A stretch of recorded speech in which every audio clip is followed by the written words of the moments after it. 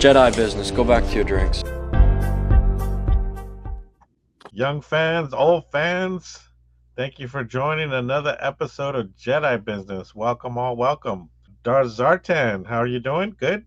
I'm doing well. It's a rainy day here where we live, and so I'm just kind of chilling out and looking forward to debriefing this last episode. Yeah. Man, I can't wait. Let's just get into it because I got to tell you, you mentioned that last week's episode was kind of The weakest the of weakest. Yeah, yeah, that's a good yeah, thing. But man, did they come back swinging with this one? In my opinion, I think this was easily the best episode so far. yeah. I agree. Uh, Before you get in, this episode was called "You Have a Lot to Learn About Pirates," but it opens up with back on that Adden, Wim's father, Wendell, and Yeah, they got this tense music playing, and I gotta say the atmosphere kind of gave me Andor vibes in the sense of the cubicles, and we see Neil's mother, Numa.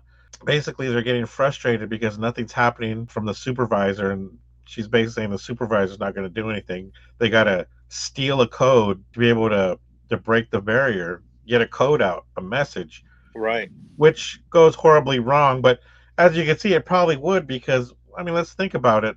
This is a very structured society. Obviously, Windows is probably not used to doing going against the grain. I mean, he's basically come across as a by the book type of guy. Sure. He's caught by a robot, and all these silly things where you think about, yeah, how easy it would be to hide that thing and not get caught. The whole what's behind your back. But again, just thinking about it, he's probably spent his whole life being a by the book guy. He's not used to duplicitous nature, to get Well, away oh, with it. I think that's a good point, and obviously the society's been structured that way, so most people are thinking that way, right? And so this is really a new thing for him. Then, of course, he gets taken to Fern's mom, Farah, which I had mentioned that she seemed the weakest of that first episode. But, her acting chops definitely came out here. But my question to you, just thinking about this whole scenario and them saying that the supervisor is not going to do anything, I'm getting more and more, especially how they seem to be almost controlled by robots. You think the supervisor could end up being a robot? It's like at first I was thinking, okay, what if it's the old captain that took over? Right. But now I'm thinking, what if this whole society is just controlled? Because I mean, they're controlled by everything. They got the security bots, they got the droids taking them to and fro to school and to work, and saying, hey, you can't be over here in this section of the city or whatever. It just seems everything seems to be so controlled. And so I'm Well, more thinking about it, I was like, what if it's like an old, they're controlled by a almost like an AI type thing. well, something seems to be amiss, right? I mean, in other words, because I think I was thinking along the lines initially, like, no, it's not going to be maybe the old captain from the. I mean, we'll get to that a little later, but I didn't. At some point, I thought, well, maybe uh, it could be that old captain. He might have been smart enough to say, rather than just get like in old pirates terms, rather than just get a chest of gold or gold coins, why not just take over the whole operation, right, and become the install himself as the leader, as the person, and then he truly benefits because the whole planet runs that way. But going to your point, I don't know if it's that simple unless it's some kind of like Wizard of Oz where it's the man behind the curtain, and Yeah.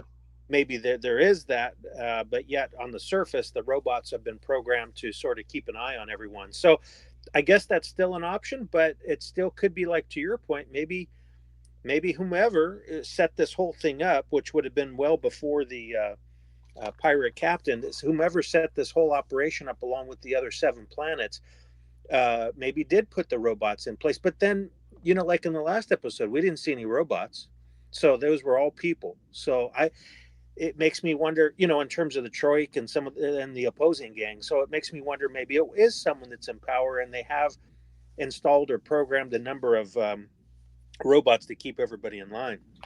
Yeah, and and on that end, it definitely seems like robots are in charge. But then again, another thing which it's kind of a cool idea, and I understand it, but they seem to be able to override robots really easy. Fern's mother, Farah, I think her name is, she basically all she has to say is power down and delete all records. It just seems to contradict the idea. There just seems to be two different ideas going on. One that they maybe are all controlled by robots or automation, and yet they seem to be easily manipulated into quote unquote forgetting something and being able to get by them. You know what I'm saying? Because even Fern does it to her house robot. I don't know. It just seemed a little off to me in that sense. Well, and I think that's why I say you could go a couple different ways, but we're going to find out soon enough who's behind things, and that'll probably help fill in all the blanks, I guess. Okay, so now we get back to the main group, and they're tying up 33, and let's just say it. This, we've talked a lot about how, well, when the show first started, that they had mentioned that it would have like a Goonies vibe and everything, and Right. it kind of has had, but more often, more likely, it was more of an Amblin type vibe, ET Hmm. type. But this episode definitely had Goonie vibes throughout, including when they start talking about the Captain Renaud, which I don't know if you caught it, is Richard Donner's name spelled backwards, was the director of the Goonies. So Captain Okay. Renaud is a little homage to the director of the Goonies. It's Richard Donner's name spelled backwards, Donner, which I Got thought was kind of cool.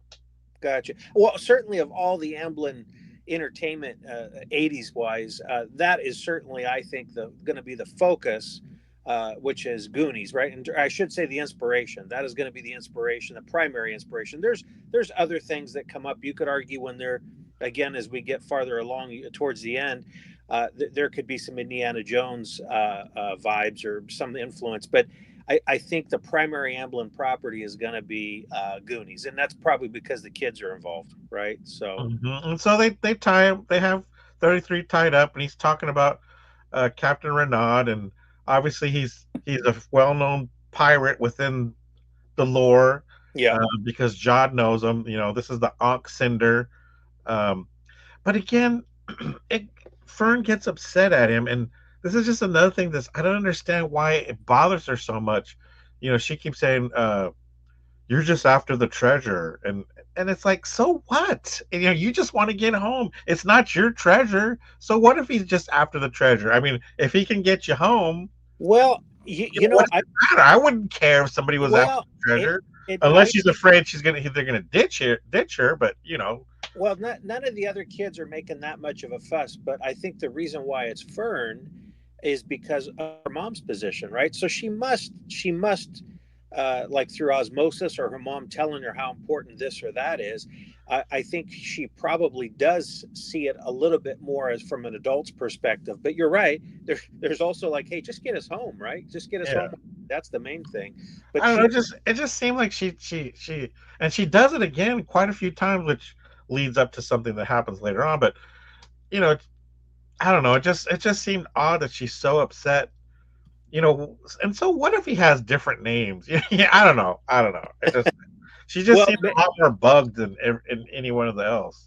maybe they're just making it so that becomes her character as sort of the counterpoint to his, in other words, someone's questioning his ethics, someone questioning his decisions.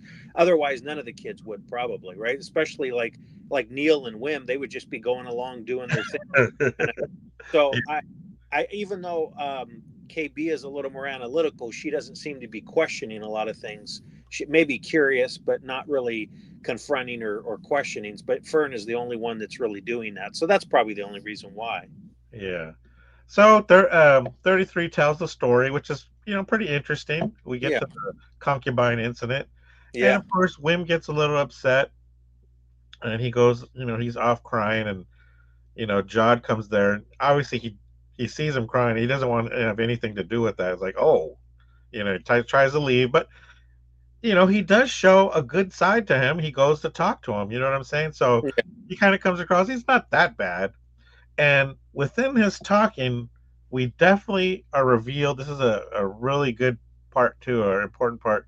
We're revealed a lot that I think John obviously, or more than likely, he was either a Jedi at one point or he was training to be a point, maybe a Padawan, which, given the timeline, he would probably have to be.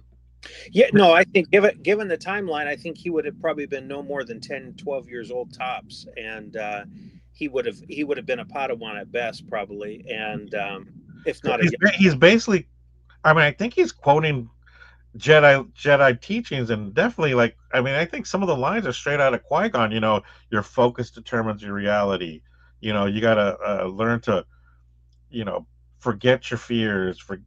He's telling him to forget his parents. What I'm saying, and that's definitely Jedi teachings. Yeah, I think exactly some of that is coming up, and maybe because he is the adult, he's trying to do his best from what he remembers growing up as far as Exactly. It might he's be perverted, but he's remembering, which. yeah, that's his form of parenting, I guess, or being big brother or some responsible adult. But um, yeah, I think that's probably fair. And do you think he actually is using the Force? Because he does it again when Uh, even though Wim says, "You said you weren't a Jedi," and he ignores the subject. But I don't think he's using magnets anymore. I think he actually is using the Force. I think that's pretty clear. I think in the first couple times he's used it, I kind of question that, but I think in this episode, it's pretty clear. Just throughout, he used it several times, so I think it's pretty clear that he has some rudimentary understanding of how to use it and does use it. Okay, and then this goes to a bigger question or problem I've had with the Jedi, at least the Jedi of the original trilogy and beyond, Yoda's teaching, and that is I never. One thing Luke Skywalker didn't do is he did not. Gosh, what is the term he uses where he detaches himself from his friends and love. There's the Jedi shall not love, and this and that, and the old rules. And I think they were wrong. I think Yoda's teachings were wrong. I think what they told Anakin was wrong. You know what I'm saying? I think that led to their downfall. It's almost a Hakuna Matata type mentality where it it's saying just have no attachment. You know what I'm saying? Where Luke, he had attachment. Yeah, he ended up making mistakes, but his attachment, his love for his father, that helped redeem him, as opposed to just like detaching himself from emotion and stuff like that. You know what I'm saying? Well, you've kind of opened to me. You've kind of opened up a can of worms where you could kind of talk about a few different things. You can certainly talk about the time, the era that we grew up in. Now, granted, we were watching Star Wars, the first three films, the original trilogy, through a child's eyes. So, we always grew up. Certainly, when you watched TV, you read comics. There was good and bad. There really wasn't gray area until probably our teens, or as we got older, we saw more sophisticated. A good example might be some of the material that came up after the Dark Knight. The late '80s, yeah. Yeah, so I get that. I get that, and so there's that sort of going back, and how, I guess a way to say it would be humanizing, whether it's sort of making the villain a little bit more sympathetic, or maybe not making the hero so in your face goody goody. It's Well, I more, just I just feel like their whole theory of the original Jedi in the temple, I don't agree with it. I Because even if you go back to the old comics, uh, they were married, and they had a relationship. It just seemed like the Jedi became so structured and so, which you see with other organizations in real life. You just become religious type organizations. You know what I'm saying? well, I'll Especially give you like the Catholic Church. You know what I'm saying? They just exactly, become that's what so. I was going with the same thing. I think where you're going. Yeah. Anyways, it just makes me think about it a lot, and it just makes me think that I wish we could have seen. And this is just a lament. I wish we could have seen Luke rebuilding the Jedi Order and having to struggle with that, having the old journals and saying, "Well, you know what? I don't want to go. I don't want to make Well, the new Jedi the same." this is why I say you open up kind of a can of worms, because I guess what I was trying to say is, so we grew up with it at a different time in our life, so we looked at it through a child's eyes rather than our age now as adults. But more importantly, it's also a how would you say, kind of a sophistication in terms of how stories are developed, and certainly how characters are explained in terms of their motivations and why they do certain things. Why I say that is because with the material that we grew up with, again, it was fairly black and white until probably late 80s. Well, then as we move forward through time, and certainly get up to the last decade, it's pretty clear, like at least in the Star Wars universe, they were really pushing a narrative of questioning and becoming sort of a gray Jedi. Well, that was nowhere to be found in days before. So when you say, I agree with you, it would have been neat to see that. But again, that's sort of the middle, the dark era. I say dark from a fan's perspective because there was little material other than the Zahn books. If you're looking at the 90s and how we got there, all of a sudden it became, I would have loved to have seen all that spill out onto the screen and see how all that, how he brought up the new Jedi Order and stuff. But then if you just fast forward to post Disney takeover of Lucasfilm, it again turned to a little different turn, because then it became more about, well, maybe not only were they questioning the motives of the Jedi, why things maybe happened the way they did, but then Luke became he turned his back on both. He kind of like, I don't want either side, light or dark. He was more of a gray Jedi, which is something that's been pushed in the last 5 or 6 years. We saw that with the Bendu on the Rebels show. So all this is kind of moving in now a different direction, where obviously we never saw any of this 20, 30, 40 years ago. So, well, also, I don't necessarily think it's a matter of too much of being not good or bad. I think Luke was definitely good. I think it's more of just the rules. You know what I'm saying? well, yeah, I maybe it does go to show you, you shouldn't just be locked in the rules. And I think the first character I saw that questioned it was probably Qui-Gon in the Phantom, Yes, exactly, right? exactly. So Qui-Gon, so he exactly. started kind of framing it with a little different narrative, and he was viewed as a rebel in a sense, Right. rebelling against the norms of the Jedi Order. Yeah. Now, you mean And to tell? I actually think Obi-Wan and Yoda post fall, when they were training Luke, I think they got that a little bit more. You know what I'm saying? But Well, simply because they were humbled. yeah, exactly. If what had happened didn't happen, they probably would still be operating the same way. Hmm. But anyways, let's not get off too much That's attention. that's a whole nother podcast. That's a good idea for a pod. Anyway, so uh they get to Skull Ridge Mountain, and suddenly it's become Lanupa. It's become a Right. pleasure planet. I thought it was pretty funny when uh he says we're bringing from the Batric system the most wise elders. I thought that was pretty funny. Right. Right. I thought when they land and a piece of the ship falls off, I thought that was kind of funny. I think they're doing the humor without going overboard. You know what I'm saying? It's like it's Yeah. not like so crazy, but I half thought we were going to see the kids, like, you've seen this in skits where there's like little people or kids, and what they do is they just one gets on the other's shoulders. I thought you were going to see like 2 or 3 yeah, characters like that instead of, but thankfully this worked out, right? It was somewhat believable initially, and even the gal at the counter is like, "Oh, okay, I'm with you so far. I yeah, understand." yeah. Exactly. I thought it was silly without being like for example when Obi-Wan when he's he's escaping with young Leia and he sticks her under her coat, and it's like, how are you not going to see that? You remember that? Yeah, I don't know. Right, right. That's just ridiculous. But anyways, yeah. So this one came out pretty good, and of course, then we get to where he's asking about extra security, and here, this is one thing I initially on first watching I had an issue with, because they said they're on high alert because the banking clan's there, and I figured, well, how is it that the pirates are able to stroll right in when they're on high alert? But then on second and third rewatch, I noticed that she says they're on high alert for spies.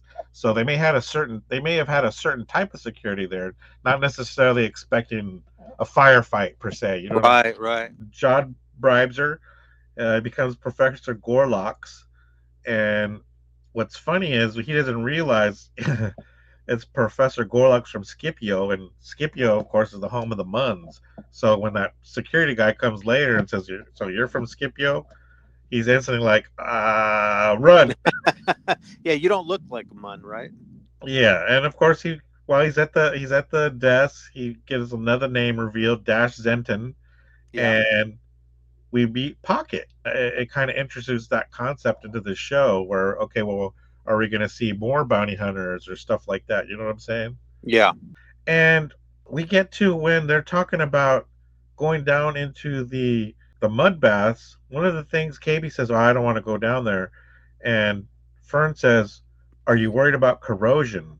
And so that leads me to believe more that does she have some kind of metal implants or something like that? You know, as they were Maybe, her. maybe, yes. I think you're right, and I think I thought I read this somewhere in the last week or two.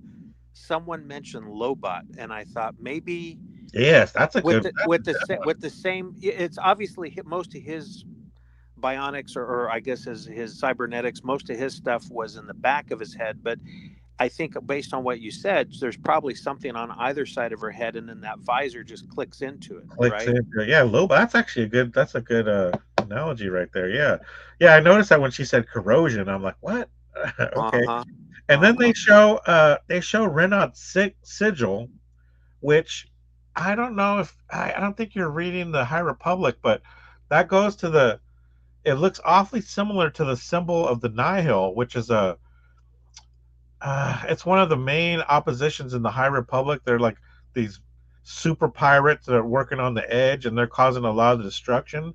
Their Yeah. symbol is like these three lightning bolts, whereas uh, Renaud's symbol is kind of like two lightning bolts with a little line. So it's very similar. So I kind of, it's kind of like another little hidden Easter egg. Are they setting up that the fact that he either comes from the remains of the Nihil, which, like I said, were not necessarily important anything else unless you're reading the High Republic.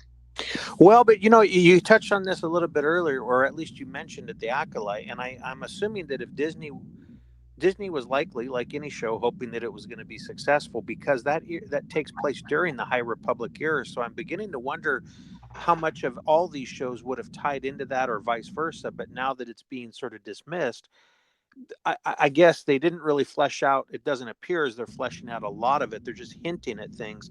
But these are plot points that could be abandoned if they needed to, I guess. In other words, like you said, hey, it's very similar to the Nihil sigil or logo. Maybe there was a point where they were going to get into that, but maybe not. But at least it's another way of connecting, like connective tissue with all these shows. Yeah, yeah, yeah. Connect. That's a good way to put it. Connective. What did you think of Pocket as a character? Fine. I mean, nothing really jumped out. Nothing really. I mean, I wasn't. I was like, okay. And obviously, I believe. Again, I thought I saw or read this or watched this somewhere else, maybe in another review. That I guess she's of the same species, which came to my mind as Aura Singh. That bounty hunter from the first, or from the episode one. If you remember her, she kind of Yeah, all yeah, right. So, okay, that's great. You just introduced another character. Obviously she's got speaking lines, so that there's a. I think, and it didn't feel like a throwaway character. So I think we'll be seeing her again, yeah. either She came either across kind of creepy. either in this series or maybe something else down the road. And then in another tie to the Filoni verse, we got Jabba's cousin. And I thought at first, when I seen it, I thought it was just another hut. But someone else mentioned I did notice that he's wearing the same tattoo as one of the twins that was in the was it in the Book of Boba Fett show? Um, Oh, there were two, right, that were on yeah, one. the twins. Yeah, that brought him the Rancor. Yeah. So is he one of the two twins? Yeah, Okay. he's one of the two twins. He had that same tattoo as one of the twins. Okay. Okay. A little cameo. Yeah. Yeah. That makes sense now. And so then we get to, are you Professor Umian Gorlox of Scipio? And once again, John does his, just go ahead and shoot me now. And you're just like, run. And okay, they're running. And this is funny. Another little callback. They definitely have Goody music running through this. It's the same. It's almost, I have to go back and look, but it's almost the same music as when they're rushing through on their bikes. That same kind of music as they're running away, Okay. which I thought was kind of, a little nod. And Yeah. we flash over to the other group, Group One, and they come across. And it's funny because I said this before he mentioned his name. I go, that looks like a Cthulhu, and of course it becomes Cthulhups, which is, I guess. Yeah, that's their way of a nod to right Cthulhu, I guess, is what their acknowledgement, because there certainly is a resemblance. Yeah, yeah. And it's funny because throughout the series they've been saying don't trust Jod. Yeah. Almost every character, the owl character first Right. said, Pocket said it, whatever you do, kids, don't trust this guy. And Right. of course, Cthulhup says the same thing. Oh, I smelled him. It's like, you know what? Don't trust this guy. Yeah. So they've been telegraphing that the whole show. You know what I'm saying? Yeah. Yeah. So they get down into the. They have some Goonie traps, and also it's like I agree with you, some Indiana Jones traps. Yeah. And they come to the acid pool, and I thought that was a pretty good little scene right there when they're talking about, uh, you got to do the greatest sacrifice, and they're thinking one of them has to die. And of course, John says, "You have a lot to learn about pirates," and he throws the money in there. While they're there, the pirates are after him. Do you think they would have had more security on there to stop the pirates, or? No, I mean that was probably sufficient. I mean, one, you got to assume people would have to even know there was a treasure. They'd have to figure out where the treasure was hidden. They'd have to find that location, and then, there were a few booby traps. I think there was plenty there to be a little bit of a what would you call disencouragement to for people to not pursue the matter, right? If there were little booby traps, and like I said, it probably wasn't the easiest thing to find. I mean, the robot knew. I didn't see anyone else, showing up. So Yeah, if yeah, it wasn't for the robot, nobody else would have probably been there. So yeah, that makes sense. And of course, they find a lightsaber. Um, when you saw the lightsaber in Wim, what were you thinking? well, I thought I didn't think it was going to be as clumsy as it being upside down when he ignited it, but I thought he'd at least get a swing or two in, and then maybe Jod would kind of move it at a different, redirect it or something with the force. But I thought, okay, that actually makes a lot more sense. The kid wouldn't know; he's probably seen it, but he didn't know how to really work it, or not sharp enough to, certainly as in a bit of a panic, he probably just ignited it thinking it would automatically come up right, but it didn't.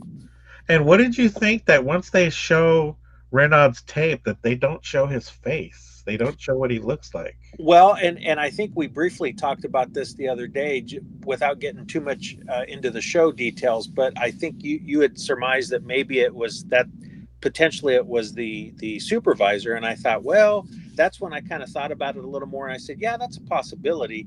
But I also think it might have been something as simple because he was wearing his hat, the hat that shows up in the show again with when the kids were in disguise, but the captain's hat, and I thought the first thing that came to mind is maybe it was Dave Filoni doing a guest cameo, but yet we already know his face because he played an X-wing pilot. So I thought, well, maybe they're just using him to play the character. But I obviously I don't think it was his voice. So I thought, well, you're kind of just wasting it then. Why would you even, I don't know. I guess I thought, well, maybe they just did it something like that so that someone else got a cameo without just showing their face. You think Or, you think it has story implications? Well, and I think to your point, that's probably the stronger theory, which is probably that it is someone that we're going to see later, or certainly know more about later, whether that was the captain that later ended up becoming the supervisor, or had some other influence on how things transpired on that planet.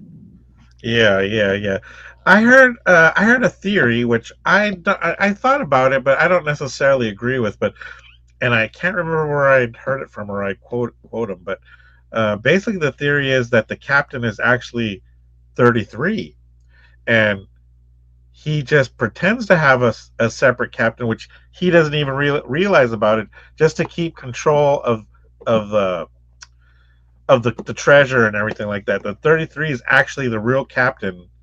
Um, Well, if that's the case, it's been a I, little. I don't necessarily agree with, but I'm just Yeah, no. I'm just sort of to go with that theory. To me, then it seems a little bit too easy that it's given up. He's given up, or 33 has given up the information that he has in the last episode or two. So I don't know if I buy into that, but or it could just be something as. I mean, we could be overthinking it, right? It just could be maybe there was playback issues, like maybe it was just poor quality video. Even though I think that's probably a 5 or 10% chance. I think it has more to do with that character being hidden for a later review. I think I think it you, almost has to be. yeah, you mentioned it, and now the more I think about it, I think that's probably more likely scenario. But in other words, it's not 33; it's a person. It's the whether captain, or someone else we find to be the supervisor or whatever. It's going to be another reveal down the road, I think. Yeah, and of course we come to the main twist of the episode, which is Jod's turn. Yeah, what did you think about it? Did you expect that? I kind of Well, I know they've been hinting that he's not to trust him, but I kind of started to believe in this guy. I mean, yeah, no, he's greedy, wanting money, but it wasn't even the threats or the warnings from some of these other people. It was more just, hey, there's got to be a bad guy, and I think he's gonna. It was pretty clear from the beginning. You mentioned it before that, hey, this guy was the one that was leading the crew pretty ruthlessly to go in the first episode in the opening sequence, right, to take on or take over that ship. So I think it's pretty clear that he had what it took to, as he said, as the title implies, as he said, hey, you don't know pirates very well. So I think um, yeah, it didn't surprise me. In other words, it wasn't unexpected. I mean, I didn't know how they were going to reveal his true self, but I think people have commented that, wow, that's a little ruthless for him to put the knife to the kid's throat and be willing. that's just it. But Because look, he has it to her at first, but by the end, when she's still not yielding, he's got it up against her throat. well, and I think he knew the kid wasn't going to. I don't know any kid that they could talk a good talk, but I don't think, especially in that position with him being out or her being outmatched by him, I don't see where she would have been that tough to say, yeah, you keep doing what you're going to do. No, she would have probably with a knife at her throat. She would have easily capitulated and said, yeah, fine, it's yours, right? Which he was trying to get her to do nicely, I guess you could say, by saying just yield, just yield. But she didn't. She didn't give. I'll give the kid credit, but I didn't expect her to die either. So I figured it would be in some way kind of the way it turned out. It didn't surprise me. It kind of is like, okay, now he's revealed to be who his true self is. But I almost felt like there was another switch that flipped, and I guess maybe we'll get to that next. But when he actually got his hands on that lightsaber, right? Then it was kind of Yeah. like you saw a spark in his head. So I don't necessarily think it's going to be like a dark Jedi, because obviously that wasn't his path. But I'm saying he now knows he has greater potential because he has some force user ability. He has a lightsaber. He now knows that the planet is the mint. He's probably thinking, screw it, I'm going after everything now. Which reminds me, we were right about that. It was a mint. I Yeah, think we're almost calling that since the first episode. yeah, yeah. Well, it's the only thing that makes sense, right? I mean, why would they have all this old money, and why would it look so new? Yeah. So So you weren't too? Were you disappointed that he turned like that? Because it's one thing to, okay, I expected him to have to take. Okay, I want to be the captain. I can understand that, but then he goes in further and he goes arrest these kids for treason. So he went well, the further. You know what I'm saying? no, I wasn't disappointed because I never had any expectations that he was going to all of a sudden be a good guy.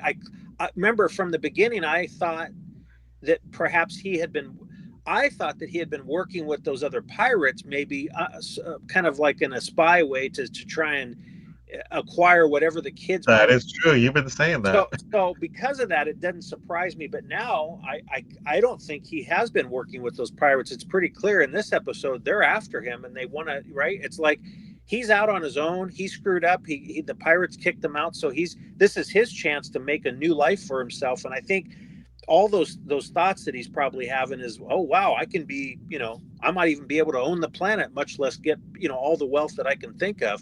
I think it's just completely taken over him now, where he's just on a mission. He doesn't no, he's not going to let anybody get in his way for long. And the kids are a perfect example of that. He was just using them to get to another place, to get to a goal.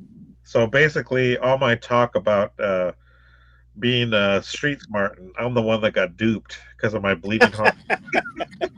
But yeah, what good acting on Jude Law this episode, because just the look on his, I mean, just the look on his face of just, if you get a chance to rewatch it, when they say it's a mint and it goes, okay, that's enough. I Oh mean, yeah, the look on his face, it's like, you know what that means. I mean, right. realistically, what that means, and Well, yeah, the equivalent here would be he had access to Fort Knox, right? It's yes, like yeah, all of a but sudden, even more because Fort Knox just stores it, but this is Fort no, Knox and more. you're right. You're right. I guess it'd be any one of the minting locations, and that is quite a sight to be seen. I happen, on a side note, to go to the Philadelphia Mint and see the process in place. It's amazing to see all the coins and everything kind of. So it kind of, I'm sure in his head it all clicked. That's why I said, between the fact that now he's got access to that lightsaber, he knows he can kind of dismiss the kids. He's now become captain of the ship. I think for him, he thinks sky's the limit. Yeah, and especially that he's got 33 on his side, even though 33 was like, "I'm sorry, Captain, I have to follow the code." Right.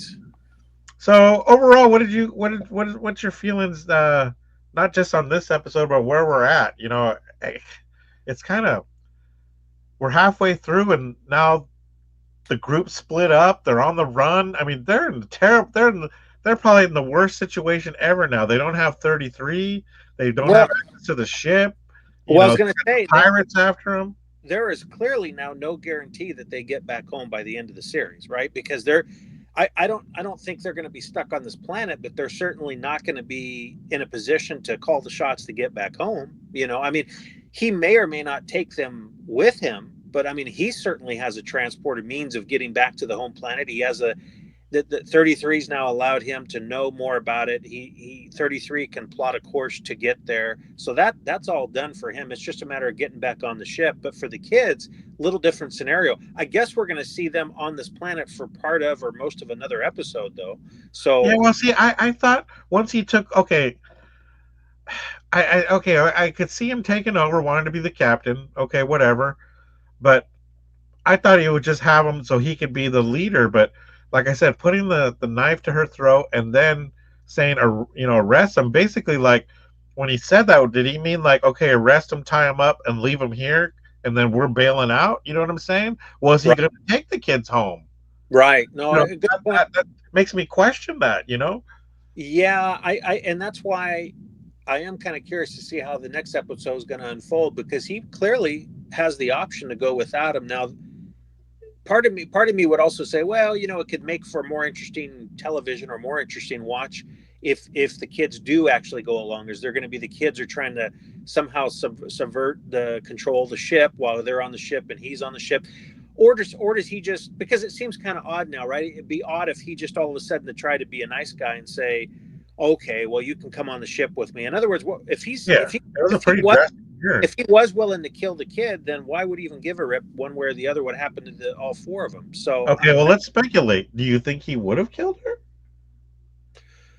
um, I think if he had to, I mean, because that's the question.